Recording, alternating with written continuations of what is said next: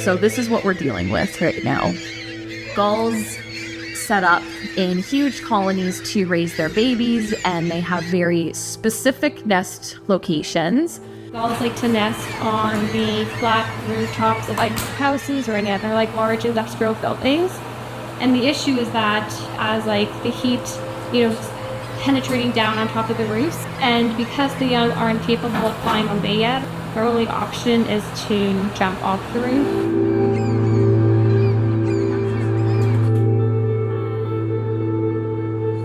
They basically are overheated.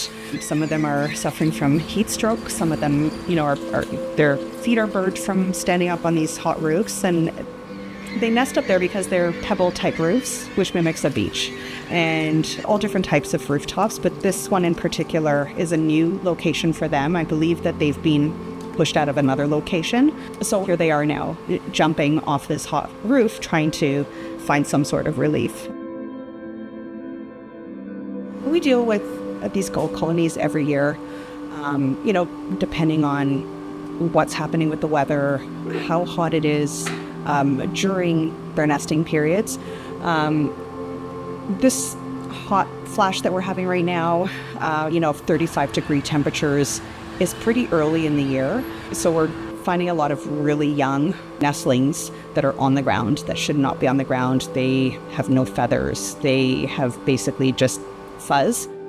It's actually not an option to put the babies back unless you know exactly which nest the baby came from, because the adults are very territorial from their tiny little nest spot. So there's no way to return them, and they're quite vulnerable when they're on the ground like that. So essentially, it can be a big problem because there's probably 100+ gulls here with potentially 2 to 3 eggs each. So right now our rescue team is at the site speaking with the facilities manager. They were so kind as to proactively reach out to us to come up with a plan on how to deal with this moving forward, how to prevent jumping, and how we can quickly respond to any of the babies that have ended up on the ground. For over a week, the rescue team circulated the area day and night with the help of 5 devoted volunteers. They safely contained birds that had fell to the ground and tried to catch as many as possible. As of June 24th, 188 baby gulls have been brought in for care, and more are being rushed in. As many as 60 babies have been admitted in a single day.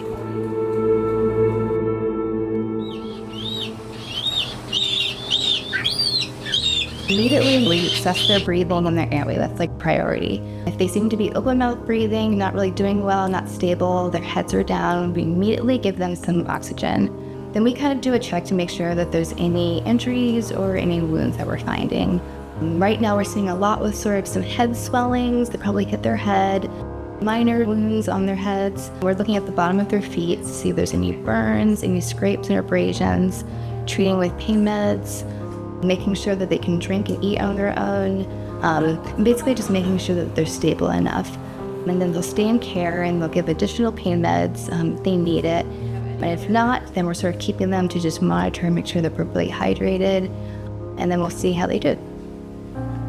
It's definitely very overwhelming and kind of having to figure out where we can place them all, making sure that we're giving individual attention to the ones that need it, and taking our time when we can, but also moving quickly to make sure that everyone's stable. So it's definitely a lot. Everything's moving very quickly, and we all have our roles. We're making sure that we're getting everything done. Once the weather starts to cool, then it starts to kind of die down. But all the ones that are in our care are up in the hundreds. All of those babies we are going to raise, and once they're able to fly, then we will be taking them down to the lake where their families would naturally be anyway. We like to think and hope that they will reunite with their families.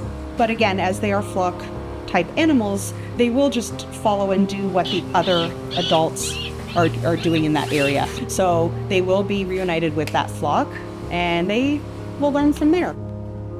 Until then, many baby gulls will need resource-intensive care as they grow, like ongoing medical checks, large enclosures equipped with pools, and plenty of food. What matters is they're safe now, thanks to the hard work of TWC's staff and volunteers, as well as those who have donated.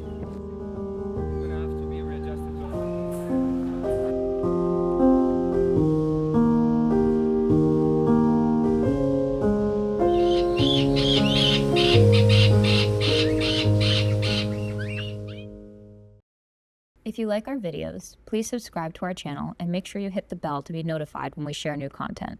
We would also love if you shared this video with a friend.